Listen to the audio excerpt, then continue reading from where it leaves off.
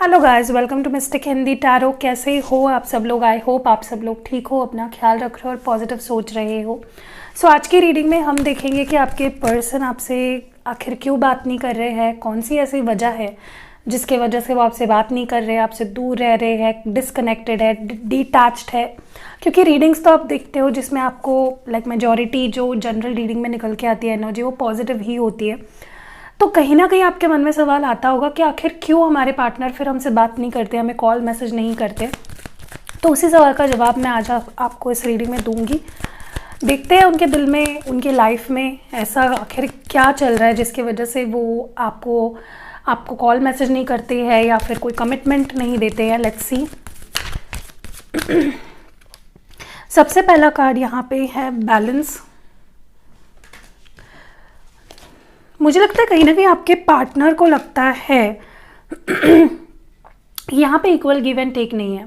वो ज़्यादा प्यार करते हैं, आप उन्हें उतना रिटर्न नहीं करते हो प्यार, मतलब एक सिंक्रोनिसिटी नहीं है। दूसरा कार्ड एक्सट्रीम्स का है, न्यू बिगनिंग्स का है। एंड जो लास्ट कार्ड है रेजिस्टेंस का है। तो नंबर 19, 34, 2 और 25 जो होता है 10, 1, 7, यही नंबर्स दिख रहे हैं मुझे यहाँ पे। क्योंकि सबसे पहली चीज़ तो सबसे बड़ा रीज़न मुझे लगता है कि आपके पार्टनर कोई एक्शन नहीं ले रहे हैं या फिर नहीं आपकी तरफ बढ़ रहे हैं अभी तक। उसके सबसे बड़ा, देखिए होने तो वाली है यहाँ पे, नई शुरुआत होने डेफिनेटली वाली है।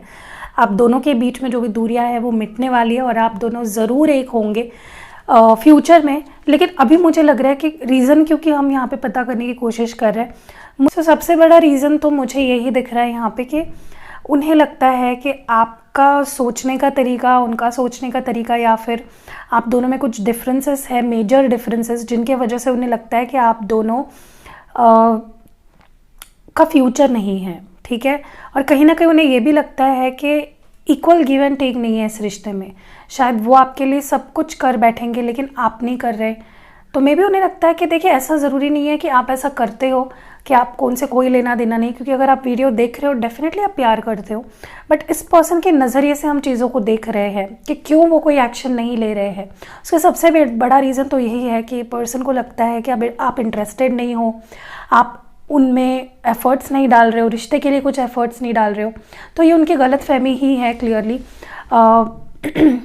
हो सकता है आप में कल्चर, बैकग्राउंड, रिलीजन डिफरेंस है, एज गैप है, आप छोटे हो वो बड़े हैं, या वो छोटे हैं आप बड़े हो। तो मे बी आपके सोच विचार भी बहुत अलग है, आपका सोचने का तरीका अलग है, बिहेवियर का तरीका अलग है। उनको आपसे बहुत सी एक्सपेक्टेशंस है जो शायद उन्हें लगता आप पूरे नहीं करते, या आपके अंदर कोई ऐसे एक्सपेक्टेशंस है उनको लेकर जो आपको लगता है कि वो पूरे नहीं करते। तो बहुत ही यहाँ पे गैप है, डिफरेंसेस बहुत ज़्यादा है। ठीक है। और ये पर्सन मुझे लगता है बहुत ज़्यादा सोचते भी है। ज़्यादा सोचने की वजह से अक्सर इंसान गलत डिसीजंस लेता है और कंफ्यूज रहता है। तो वो भी एक रीज़न है इनका कोई भी एक्शन ना लेने का। दूसरी चीज़ मुझे लगता है आप दोनों में फिजिकल जो एक क्या बोलते हैं उसको कंपैटिबिलिटी आप दोनों में नहीं है। मे बी उनको जो फैंटेसीज़ है उनकी, या उनको आपके साथ ज़्यादा वक्त बिताना है, फिज़िकली आपको फील करना है या फिज़िकली इंटीमेट होना है आपसे, और आप उतना कंफर्टेबल नहीं हो शायद। तो वो भी एक रीज़न है जिसकी वजह से ये पर्सन ने आपसे दूरी बना ली थी, या फिर उनको एडिक्शन हो सकता है। यस, कुछ लोगों को इस तरह के एडिक्शंस भी होते हैं, ओवर एक्सट्रीमिटीज़ में वही सोचना कि अगर वो मिलेगा तो ही मैं रहूँगी उसके साथ, या वो मिलेगा, मुझे वो चाहिए, मेरे लिए वो बहुत ज़रूरी है।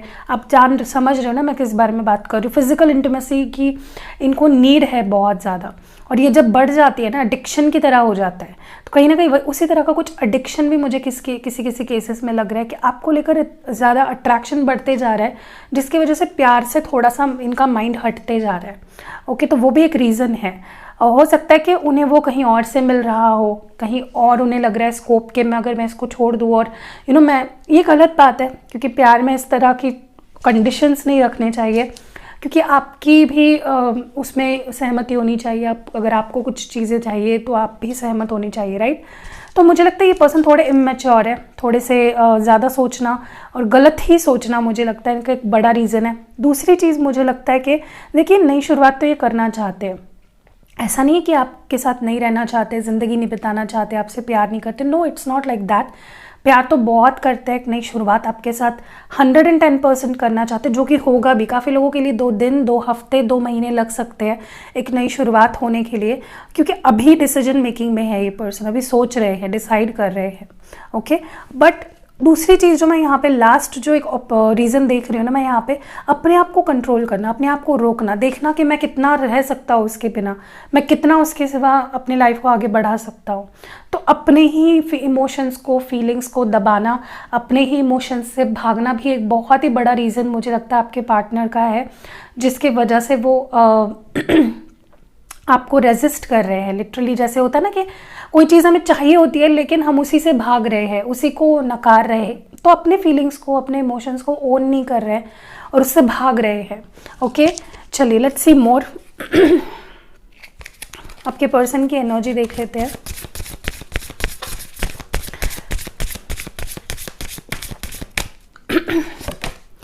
Help, blessings, manifestation. तो यहाँ पे नंबर 19 है, नंबर 3 है और नंबर 12 है, तो यहाँ पे नंबर 10 और 1 भी है। सबसे पहली चीज़ तो मैं आपको एक चीज़ बता दूँ कि कहीं ना कहीं मुझे लगता है आपके पर्सन बहुत ज़्यादा ना लोगों पे डिपेंड होते हैं। मे बी ये लोगों के गाइडेंस पे ज़्यादा रिलाई करते हैं। देखिए, रिश्ता आप दोनों का है, तीसरे की गाइडेंस की या तीसरे से उस बारे में शेयर करके उसके डिसीजन से आप दोनों के रिश्ते के डिसीजन लेने का क्या मतलब। मुझे लगता है आपके पर्सन ना बहुत ही ज़्यादा इमेच्योर है और कहीं ना कहीं वो लोगों पे ज़्यादा डिपेंड करते हैं। मेरा दोस्त ये बोल रहा है तो मेरे लिए सही होगा, मेरे कज़िन ये बोल रहा है तो मेरे लिए सही होगा। तो अपना डिसीजन लेने के बजाय देखिए, वो आपको बेटर जानते हैं, वो आप दोनों के रिश्ते को बेटर जानते हैं, लेकिन वो क्या कर रहे हैं ना, लोगों पे रिलाई कर रहे हैं कि मुझे ये मदद कर देगा, मुझे कोई गाइडेंस दे देगा। और मुझे लगता है इनको काफ़ी इन्फ्लुएंस भी करते हैं लोग आपके खिलाफ, जिसकी वजह से इनके मन में कन्फ्यूजन बढ़ जाता है।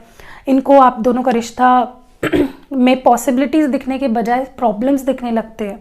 ठीक है, दूसरी चीज़ मुझे ये भी लग रही है ना कि आपके पर्सन कहीं ना कहीं जो बोलते हैं ना कि अपने लाइफ से खुश नहीं है। बेसिकली हो सकता है इनकी लाइफ में स्ट्रगल्स चल रहे हो या कुछ इश्यूज चल रहे हो, तो वो अपने लाइफ से खुश नहीं है। ओके, मैंने फ़ैन लगाया, एक्चुअली गर्म हो रहा था मेरे को। तो कहीं ना कहीं अपने लाइफ से कुछ खुश नहीं है, जिसकी वजह से, जिसका इफ़ेक्ट जो पड़ रहा है आपके रिश्ते पे पड़ रहा है। ये पर्सन हमेशा, मैंने बोला ना, इनका ध्यान पॉजिटिव के ऊपर जाने के बजाय अच्छा क्या नहीं है, नेगेटिव क्या है, उसकी तरफ ज़्यादा जाता है। तो काफ़ी बार देखिए, बेसिकली मुझे जहाँ तक कि दिख रहा है ये प्यार करते हैं, ओके, बट थोड़े मैच्योर है, मे बी एज में भी छोटे हैं आपसे, या फिर अगर एज में आपके जितने ही हैं या बड़े भी है ना, इमैच्योरिटी है। प्यार को मिल तो गया है इन्हें प्यार नसीब से, क्योंकि ये रिश्ता ब्लेसिंग की तरह मिला है इनको और आपको भी, बट वो उसको संभाल नहीं पा रहे। कभी कभी होता है ना, किसी किसी इंसान को ना कुछ अच्छा हो रहा होता है, वो विश्वास ही नहीं होता कि मेरे साथ कुछ अच्छा हो रहा है। वही आपके पर्सन के साथ हो रहा है। उन्हें ये ब्लेसिंग्स समझ में ही नहीं आ रही है, वो उस ब्लेसिंग्स को ले ही नहीं पा रहे हैं अपनी मैच्योरिटी के कारण। एंड लास्ट जो रीज़न मुझे लगता है कहीं ना कहीं आपका, अगर आप मैनिफेस्टेशन कर रहे हो तो मुझे लगता है आप एक ऐसे जगह से मैनिफेस्टेशन कर रहे हो जहाँ पे आप हील नहीं हो। आपको हीलिंग करना, सबसे पहले अपने आप को हील करिए, अपने ऊपर प्यार करिए और फिर मैनिफेस्टेशन करिए। क्योंकि अगर बेस ही गलत है ना आपका मैनिफेस्टेशन करने का, तो उसके रिजल्ट्स भी नहीं मिलेंगे आपको और फिर आप फ्रस्ट्रेट हो जाओगे, यार ये ऐसा कुछ नहीं होता, ये लॉ ऑफ अट्रैक्शन बेकार है, ये टैरो रीडिंग बेकार है, ये मैनिफेस्टेशन, भाई ये बेकार नहीं है। आपका सोचने का तरीका और आप चीज़ों को जिस तरह से कर ही रहे हो, वहाँ से आ रहे हो आप, वही गलत है। ठीक है, सो पहली चीज़ तो काम, पीसफुल रहना है, अच्छा सोचना है, पॉजिटिव रहना है एंड होपफुल रहना है। कुछ ना कुछ बेटर ही मिलेगा आपको। तो आपका मैनिफेस्टेशन गलत तरीके पे काम कर रहा है या फिर कर ही नहीं रहा। मुझे लगता है यहाँ पे काफ़ी लोग ट्राई कर रहे हैं मैनिफेस्ट करने को, अपने पार्टनर को अलग अलग तरीके अपना रहे हैं, लेकिन वो काम ही नहीं कर रहा। या फिर आपके पर्सन का मैनिफेस्टेशन, देखिए हर इंसान ना नोइंगली या अननोइंगली कुछ ना कुछ मैनिफेस्ट कर रहा होता है अपने लाइफ पे, और उसके लिए हमें फोकस करना पड़ेगा अपने थॉट्स पे कि हम क्या सोच रहे हैं, हम कैसा फील कर रहे हैं, हमारे अंदर क्या चल रहा है। तो कहीं ना कहीं आपके पर्सन में भी खुद भी हील नहीं है और वो आपको विजुलाइज तो करते हैं लेकिन गलत तरीके से आपकी गलतियां निकालते हैं या आपकी गलतियां गिनते हैं, जिसके वजह से चीज़ें आगे नहीं बढ़ पा रही। ओके, और देखते हैं। डिवाइन प्लीज़ गाइड करिए। ऐसे कौन सी वजहें है जिसकी वजह से आपके पर्सन नहीं आपके पास आ रहे लौट के? ऑब्स्टैकल्स क्या है? गॉसिप, ये तो मैंने आपको पहले ही बोला, फिर से मैं आपको बता दूंगी क्या मुझे यहाँ पे दिख रहा है। डिसिपेटिंग, सोलमेट, देखिए कितना स्ट्रॉन्ग कनेक्शन है। डेस्टिनी, ये डिस्टाइंड पार्टनर है आपके, सोलमेट है आपके, फिर भी इनको कहीं ना कहीं चीज़ें वो गहराई आपके रिश्ते की समझ नहीं आ रही है, जो कि समझेगी, क्योंकि एक ऐसा रिश्ता है, सोलमेट कनेक्शन एक ऐसा कनेक्शन है जो देर आए दुरुस्त आए, समझ में तो आएगा उन्हें। अवेकनिंग जब होगी इस पर्सन की डेफिनेटली समझ में आएगा। पहली चीज़ तो मुझे लगता है ये डेफिनेटली ऐसे लोगों से आपकी बात करते हैं जो आपके बारे में या तो नेगेटिव राय रखते हैं या फिर उन्हें आप दोनों के रिश्ते की गहराई के बारे में पता ही नहीं है। तो बहुत से लोगों से डिस्कस करते हैं और उन्हें गलत राय मिलती है, गलत लोगों के बातों से वो ब्रेन वॉश हो जाते हैं, और 10 कदम अगर वो अपने आप को पॉजिटिव करके आपके तरफ बढ़ाते हैं ना, तो किसी से वो बात शेयर करके उनकी बातें सुन के वो 5 कदम पीछे चले आते हैं। ठीक है, तो वो एक बड़ा रीज़न है यहाँ पे। आप लोगों के केस में मुझे लगता है थर्ड पार्टी, उनके दोस्त मुझे नज़र आ रहे हैं जो उन्हें बहुत गलत तरीके से इन्फ्लुएंस करते हैं। दूसरी चीज़ जो मैं यहाँ पे देख रही हूँ वो है कि आपके पार्टनर को कहीं ना कहीं ये फील हो रहा है विद टाइम कि आपका पैशन, आपका अट्रैक्शन, आपका प्यार ख़त्म होते जा रहा है। अब उस लेवल का प्यार, उस लेवल का अट्रैक्शन आप दोनों या तो एक दूसरे के लिए फील नहीं कर रहे हो या फिर आप उनके लिए फील नहीं कर रहे हो। कहीं ना कहीं ये पर्सन आपको भुलाने की भी कोशिश करते हैं लेकिन हो नहीं पाता है। तो ये क्या कर रहे हैं पता है आपको? बजाय कि ये आपकी तरफ बढ़े, ये अपने आप को आपसे दूर दूर कर रहे हैं। ओके, जो ज़्यादा टाइम तक नहीं टिकेगा। मैंने बोला 2 दिन, 2 हफ्ते, 2 घंटे या 2 महीने लग सकते हैं। बहुत सारे लोगों का रीयूनियन हो जाएगा अप्रैल से पहले या मई शुरू होने से पहले, क्योंकि मुझे यहाँ पे दिख रहा है कि दिस पर्सन लव्स यू, और उनमें वो मैच्योरिटी धीरे धीरे आ रही है, वो रियलाइजेशन उनके अंदर धीरे धीरे हो रही है। और आप डिस्टाइंड पार्टनर हो, आप चाहकर भी एक दूसरे से अलग नहीं हो सकते। Majority of you guys are soulmates. तो ये बड़ा ही स्ट्रॉन्ग कनेक्शन है और इनको ये चीज़ रियलाइज़ होने वाली है विद टाइम। ओके,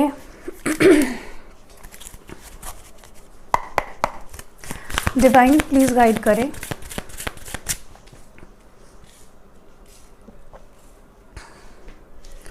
ये बैलेंस यहाँ पे क्यों है?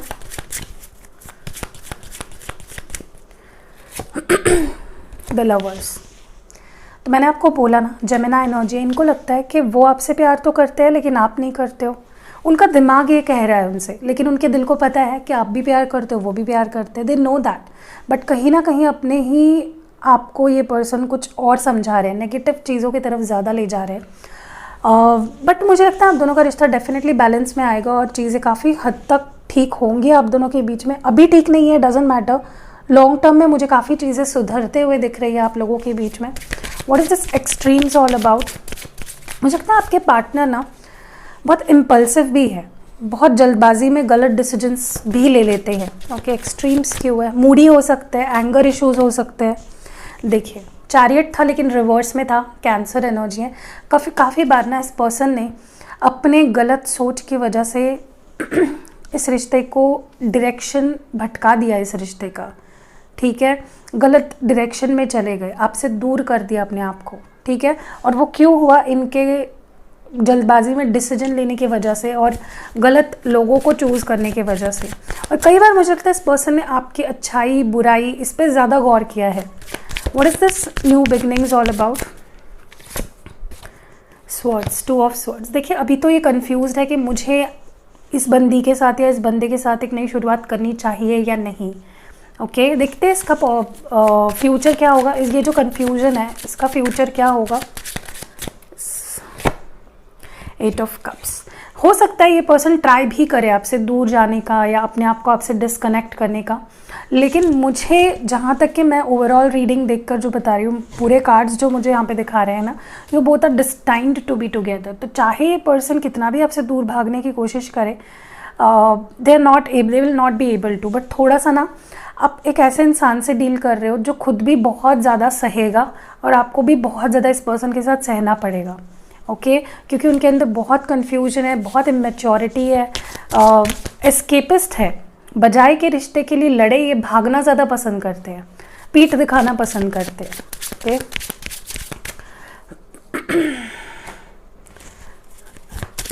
रेजिस्टेंस क्यों है यहाँ पे? Queen of swords. काफ़ी लोगों के लिए तो मुझे लगता है कि इनका गुस्सा कोई थर्ड पार्टी भी हो सकती है, इनके मदर इश्यूज भी हो सकते हैं, फैमिली में से कोई भी हो सकता है जो रोकता है इनको, या कोई कंट्रोलिंग पर्सन है इनके लाइफ में जो इनको बहुत ज़्यादा रोकता है, इनको कंट्रोल में रखता है। कोई कार्मिक पर्सन हो सकता है इनके लाइफ में, दोस्त या थर्ड पार्टी या फिर फैमिली, समवन इज़ देयर, कोई बड़ी है इनसे एज में या एक्सपीरियंस में, और जो इनको बहुत कंट्रोल करते हैं, और इनका बहुत ज़्यादा कंट्रोल है भी आपके पर्सन पे, ये सुनते भी है आपके पार्टनर इनका, ठीक है। हेल्प क्यों है यहाँ पे?